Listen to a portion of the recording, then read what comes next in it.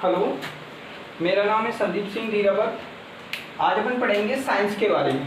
Science जो है ये जितने भी कंपटीशन एग्ज़ाम होते हैं इनमें साइंस का बहुत हिस्सा आजकल आने लगा है, आप सभी जानते हो। तो इसमें से बायोलॉजी, केमिस्ट्री और फिजिक्स इन तीनों में से क्वेश्चन पूछे जाते हैं। इनमें एक बायोलॉजी होती है, तो अपन आज बायोलॉजी के इंट्रोडक्शन के बारे में पढ़ते हैं, ठीक है।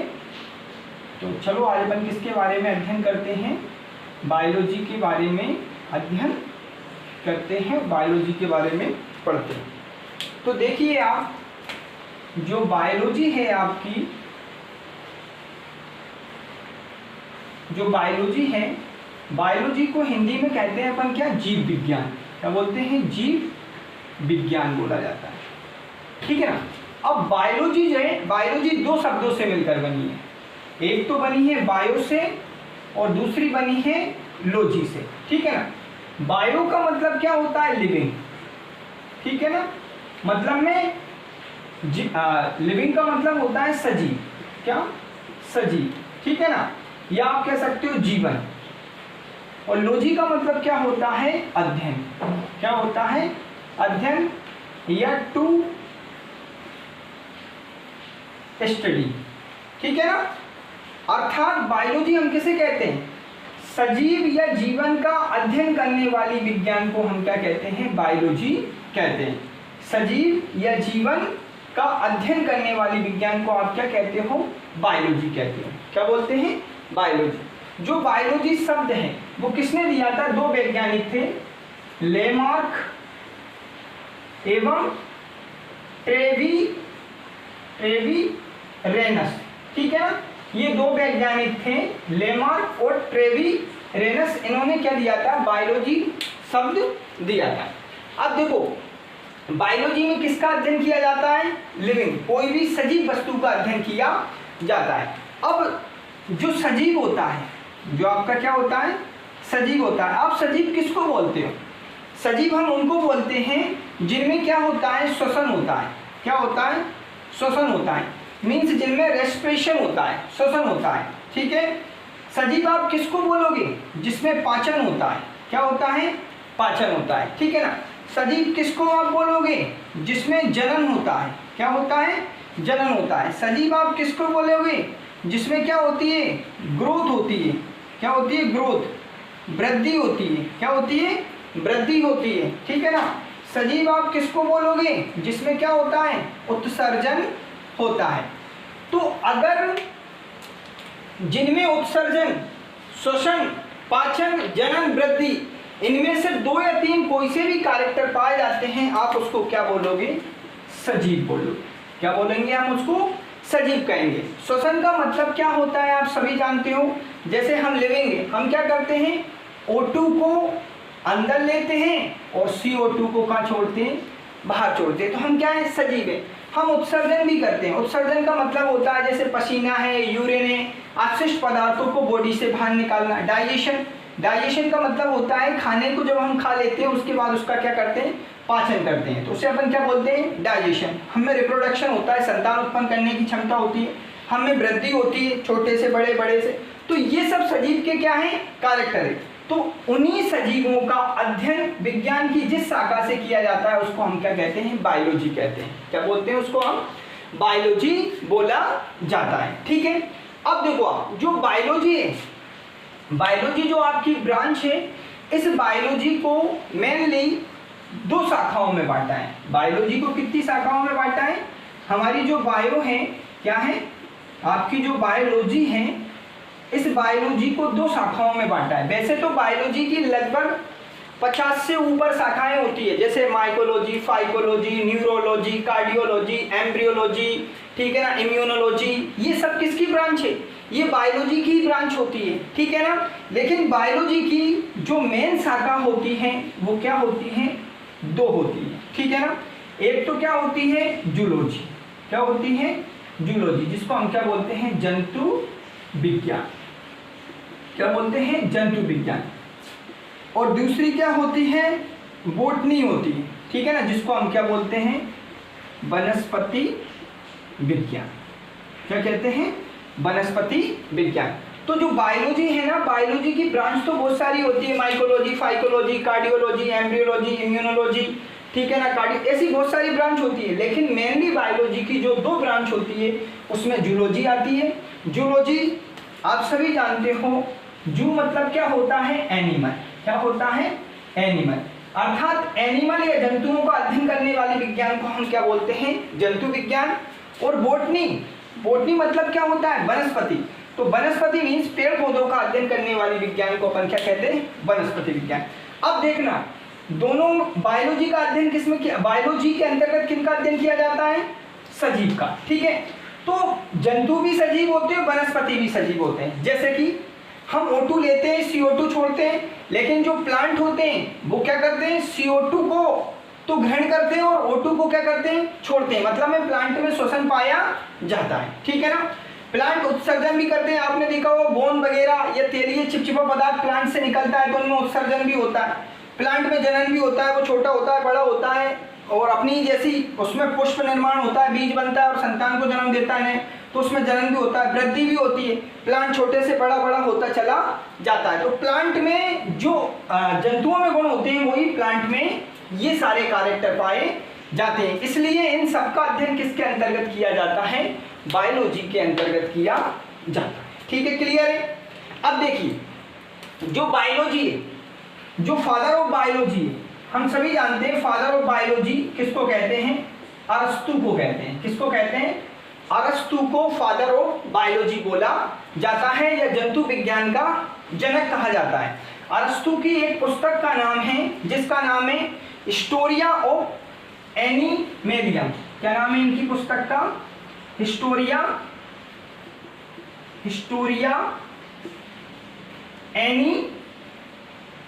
एनिमेलियम में, हिस्टोरिया एनिमेलियम, ठीक है ना। ये अरस्तु की क्या है, एक पुस्तक है। इसमें अरस्तु ने इस पुस्तक में लगभग 450 से अधिक प्रकार की जंतु जातियों का क्या किया था, अध्ययन किया था। किसने किया था, अरस्तु ने, ठीक है ना, जिनको बायोलॉजी के भी पिता कहा जाता है। और याद रखना, इनको जूलॉजी मतलब में जंतु विज्ञान का भी पिता किसको कहा जाता है, अरस्तु। तो अरस्तु को फादर ऑफ बायोलॉजी भी कहा जाता है और फादर ऑफ जूलॉजी।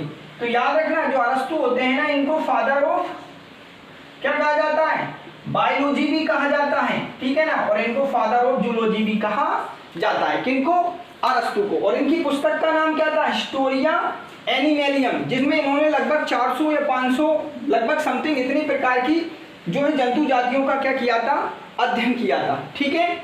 इसी प्रकार जो बोटनी होती है, बोटनी जिसके अंतर्गत हम वनस्पति का अध्ययन करते हैं। तो वनस्पति, जो वनस्पति है, अब वनस्पति के भी कोई पिता होंगे, ठीक है ना। तो फादर ऑफ बोटनी किसे कहा जाता है, तो देखिए आप, जो फादर ऑफ बोटनी है हमारे, father of botany, father of botany, तो फादर ऑफ बोटनी कहा जाता है थियोफ्रास्टस को। किसको कहा जाता है, थियोफ्रास्टस को फादर ऑफ बोटनी कहा जाता है, ठीक है ना। जैसे कि इन्होंने एक पुस्तक लिखी थी ना, हिस्टोरिया एनिमेलिया, इसी तरीके से इन्होंने भी एक पुस्तक लिखी थी, उसका नाम था हिस्टोरिया ऑफ प्लांटेरम। इनकी पुस्तक का नाम था हिस्टोरिया ऑफ एनिमेलियम। इसी तरीके से इनकी पुस्तक का क्या नाम था, हिस्टोरिया ऑफ प्लांटेरम, ठीक है ना, हिस्टोरिया ऑफ प्लांटेरम इनकी पुस्तक का नाम था। तो इनकी भी पुस्तक का नाम क्या था, हिस्टोरिया ऑफ प्लांटेरम, किसका, थियोफ्रास्टस का। और थियोफ्रास्टस को अपन क्या बोलते हैं, फादर ऑफ बोटनी भी कहा जाता है। इन्होंने भी काफी सारी वनस्पतियों का अध्ययन अपनी इस पुस्तक में किया था। लगभग 400 प्रकार की वनस्पतियों का अध्ययन किया था। किसने किया था, थियोफ्रास्टस ने। इसलिए इनको वनस्पति विज्ञान का क्या कहा जाता है, पिता कहा जाता है। किसको कहा जाता है, थियोफ्रास्टस को वनस्पति विज्ञान का पिता कहा जाता है, फादर ऑफ बोटनी कहा जाता है। तो इन सब चीजों का जो अध्ययन है, तो कहने का मतलब ये है कि ये भी लिविंग प्रॉपर्टी है और ये भी क्या है, लिविंग प्रॉपर्टी। इसलिए इन सब का अध्ययन किस में किया जाता है, बायोलॉजी में किया जाता है, क्योंकि इन दोनों में सजीव के गुण पाए जाते हैं। अब जो सजीव होता है, शरीर का जो अब अध्ययन, जैसे कि जो बायोलॉजी है, बायोलॉजी में जब अध्ययन किया गया था तो यही नहीं है कि जैसे कि इन्होंने अरस्तु है तो आपके अरस्तु ने क्या जंतु विज्ञान का इनको पिता कहा जाता, तो इन्होंने लगभग 450 जातियों के बारे में बताया। बोटनी में थियोफ्रास्टस ने लगभग इन्होंने भी 400 या 500 के समथिंग प्रजातियों को बताया था। इसी तरीके से इससे पहले भी आपने देखा होगा चरक संहिता, तो चरक जो वैज्ञानिक थे ये आयुर्वेदिक के समय में, चरक को आप सभी जानते होंगे, चरक जिन्होंने क्या लिखी थी, चरक संहिता। और चरक को हम किसको, आयुर्वेद का इनको क्या कहा जाता है, जनक कहा जाता है। चरक को आयुर्वेद का जनक, फादर ऑफ आयुर्वेदा कौन है, चरक है। तो इन्होंने चरक संहिता में भी लगभग पादपों, लगभग 200 प्रकार के, 300 प्रकार के जंतुओं और 250 प्रकार के पादपों का अध्ययन इन्होंने चरक संहिता में किया था। किसने, चरक ने। इनको आयुर्वेद का क्या कहा जाता है, जनक कहा जाता है। तो ये इनके अध्ययन की प्रक्रिया प्राचीन काल से क्या चली आ रही है, ठीक है। तो ये अपना क्या है, बायोलॉजी के बारे में ये थोड़ा सा अपना इंट्रोडक्शन है। इसके बाद देखिए आप कि कोई भी जो जीव होता है, कोई भी जीव होता है, हर जीव की क्या होती है, अपनी एक स्थिति होती है, ठीक है ना। जैसे आप सभी जानते हो कि जो जीव होता है उस जीव की सबसे जो छोटी सबसे छोटी लिविंग इकाई क्या होती है, ठीक है ना, या उसकी लिविंग क्या होती है, सेल। सेल मतलब जिसको आप क्या कहते हो, कोशिका कहते हो। क्या कहते हो, कोशिका कहते हो, ठीक है ना। और कोशिका मिलकर क्या बनाती है, ऊतक बनाती है। क्या बनाती है, ऊतक। जैसे सेल भी कैसी, लिविंग, मिलकर क्या बनाती है, ये क्या बनाती है, टिश्यू बनाती है। क्या बनाती है, टिश्यू। और ऊतक मिलकर क्या बनाते हैं, अंग बनाते हैं। क्या बनाते हैं, अंग, ठीक है ना, अंग, ऑर्गन, ठीक है ना, ऑर्गन। अंग मिलकर क्या बनाते हैं, अंग तंत्र बनाते हैं। क्या बनाते हैं, अंग तंत्र, मतलब में ऑर्गन सिस्टम। क्या बनाते हैं, ऑर्गन सिस्टम। और ऑर्गन सिस्टम जब कंप्लीट हो जाता है तो एक ऑर्गेनिज्म बनता है, ऑर्गेनिज्म बनता है। ऑर्गेनिज्म का मतलब होता है एक जीवधारी का शरीर बनता है, एक जीवधारी बनता है, या एक जीवधारी की कंप्लीट बॉडी बन जाती है। और वो जीवधारी क्या बनाता है, फिर बहुत सारे जीवधारी मिलकर क्या बनाते हैं, जो जीवधारी मिलकर क्या बनाते हैं, पॉपुलेशन बनाते हैं। क्या बनाते हैं, पॉपुलेशन या जैव संख्या। क्या बनाते हैं, जैव संख्या बनाते हैं, ठीक है ना।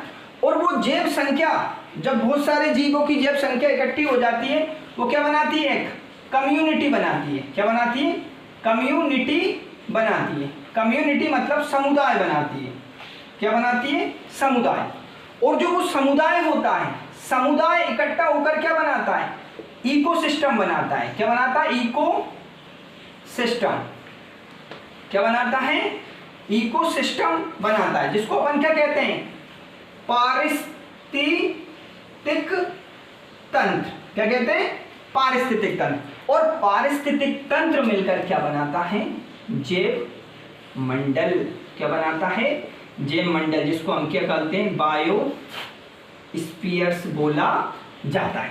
तो देखना बच्चों, जो आप जिसको पढ़ते हो, ये जो लिविंग प्रॉपर्टी है, तो ये लिविंग जो चीज होती है वो स्टार्ट कहाँ से होती है, एक सेल से स्टार्ट होती है। जैसे हमारे शरीर की सबसे छोटी इकाई क्या है, सेल। सेल मिलकर क्या बनाती है, टिश्यू। टिश्यू मिलकर क्या बनाएगी, ऑर्गन्स। ऑर्गन्स मिलकर एक ऑर्गन सिस्टम बना देंगे। जैसे अपने शरीर में बहुत सारे सिस्टम, पाचन तंत्र, जनन तंत्र, उत्सर्जन तंत्र, रक्त परिसंचरण तंत्र, ठीक है ना, बहुत सारे सिस्टम पाए जाते हैं। और वो सिस्टम मिलकर सभी ऑर्गेनिज्म मतलब में एक जीव का शरीर को कंप्लीट कर देते हैं। फिर वो सभी जीव मिलकर क्या बनाते हैं, बहुत सारे जीवधारी बनाते हैं। मतलब सभी जीव से जीवधारी बनता है, एक जीव बनता है। जीव से क्या बनता है, उन जीवों की संख्या बनती है, जिसको जैव संख्या कहते हैं। जैव संख्या मिलकर क्या बनाती है, एक कम्युनिटी बनाती है, समुदाय बनाती है। समुदाय मिलकर क्या बनाता है, एक इकोसिस्टम बनाता है, पारिस्थितिक तंत्र। और पारिस्थितिक तंत्र मिलकर जैव मंडल। अब आपने इस पारिस्थितिक तंत्र में दो चीजें पढ़ी होगी, ठीक है ना, एक जैविक घटक, जैविक घटक, ठीक है, और एक आपने पढ़ा होगा अजैविक घटक, ठीक है। तो इसमें जैविक घटक, तो ये पूरी चीजें जैविक घटक के अंतर्गत ही आ रही थी। अब अजैविक घटक का क्या रोल है इसमें, तो आप देखिए इसमें कि जो सेल होती है, सेल के अंदर क्या पाए जाते हैं, परमाणु पाए जाते हैं। क्या पाए जाते हैं? परमाणु। और परमाणु मिलकर इस सेल में क्या बनाते हैं? अणु बनाते हैं, यौगिक बनाते हैं, ठीक है ना। तो देखो किसी भी सेल, तो सेल के अंदर आप सब जानते हो सेल के अंदर प्रोटोप्लाज्म होता है, कोशिका तंत्र। उसमें क्या पाया जाता है? कार्बोहाइड्रेट, तो C6H12O6 पाया जाता है, उसमें प्रोटीन पाया जाता है, उसमें H2O पाया जाता है। ये सब क्या है? जैसे हाइड्रोजन क्या है? एक एटम है। ऑक्सीजन क्या है? एक एटम है। तो हाइड्रोजन और ऑक्सीजन मिलकर क्या बन गया? एक अणु बन गया। एक क्या बन गया? यौगिक बन गया।